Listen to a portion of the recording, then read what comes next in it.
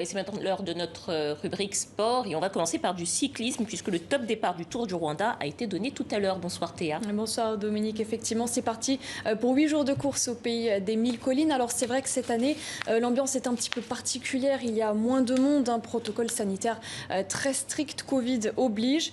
Côté sportif c'est un démarrage en douceur, 115 km entre Kigali et Rwamagana, mais avec des Colombiens qui annoncent déjà la couleur.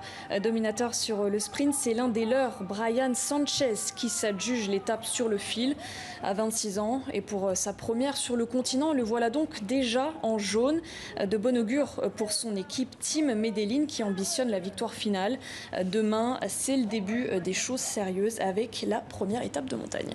Oui, et puis cette année encore, le Tour accueille pas mal d'équipes professionnelles européennes. Et toujours fidèles au rendez-vous, les Français de Total Direct Energy, une présence que l'on doit beaucoup à un homme, Jean-René Bernaudot. C'est l'un des premiers directeurs sportifs à avoir engagé ses coureurs sur les pistes africaines. Karim Baldé et Louis Decroix l'ont rencontré il y a quelques semaines. Et pour lui, c'est sûr, le cyclisme a de beaux jours devant lui sur le continent. Écoutez. La jeunesse africaine a du talent, c'est évident puisque beaucoup de coureurs aujourd'hui intègrent le cyclisme pro, mais je pense qu'il y a un gros boulot sur les dirigeants pour que des délégations de chaque pays se donnent les moyens d'intégrer le cyclisme dans l'esprit des politiques de leur pays.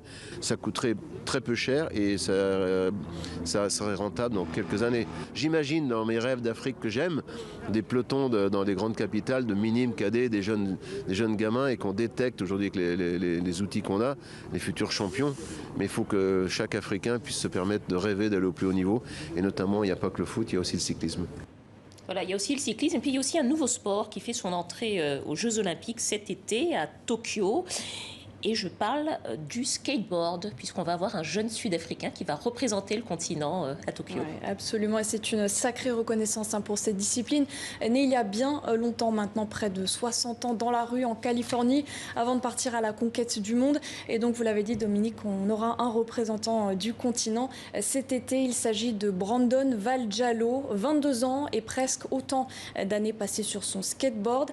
Un véritable prodige, vous allez le voir, de la nation arc-en-ciel. Salut à tous, c'est Brandon Valjallo. Ici, tout le monde le connaît.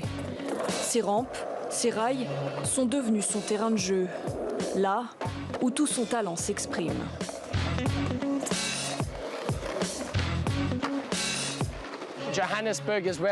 Johannesburg, c'est la ville où je suis né, où j'ai grandi. Et la ville est super dangereuse. Alors en grandissant, on ne pouvait pas vraiment skater dans la rue. Et donc moi, j'ai grandi en skatant dans des skateparks. Des centaines d'heures passées dans ce skatepark en banlieue de Johannesburg, à enchaîner les figures, sans relâche.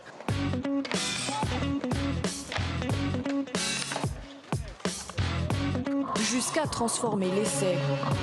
Ses succès, Brandon Valjallo les partage sur les réseaux sociaux. Il a déjà des dizaines de milliers de fans. C'est comme ça qu'il s'est fait connaître et qu'il a popularisé son sport en Afrique du Sud. Depuis qu'il a pour la première fois posé le pied sur un skate à l'âge de 3 ans, rien n'arrête ce bourreau de rigueur et de discipline. Brandon Valjallo veut être le meilleur. À 22 ans, il ne l'est pas encore tout à fait. Le Sud-Africain est 49e mondial, mais il est sur le point d'accomplir son rêve. Pour moi, c'est vraiment un honneur de pouvoir aller représenter mon pays, mon peuple en entier. C'est aussi un moment clé dans ma carrière parce que depuis que je suis petit, j'ai toujours voulu atteindre le plus haut niveau de compétition dans le skateboard. Une participation aux Jeux Olympiques, sa première à lui, mais aussi pour sa discipline, le skateboard. Brandon Valjallo sera aligné dans l'épreuve street de la compétition. Comme il le fait chez lui à Johannesburg, il devra enchaîner les figures sur des modules reproduisant le mobilier urbain. Un coup de projecteur inédit sur la discipline et sur le jeune prodige qui compte bien faire honneur à la nation arc-en-ciel, mais aussi marquer l'histoire du skateboard. Voilà, bravo à lui. Merci Théa, à bientôt. À bientôt. Voilà, c'est la fin de la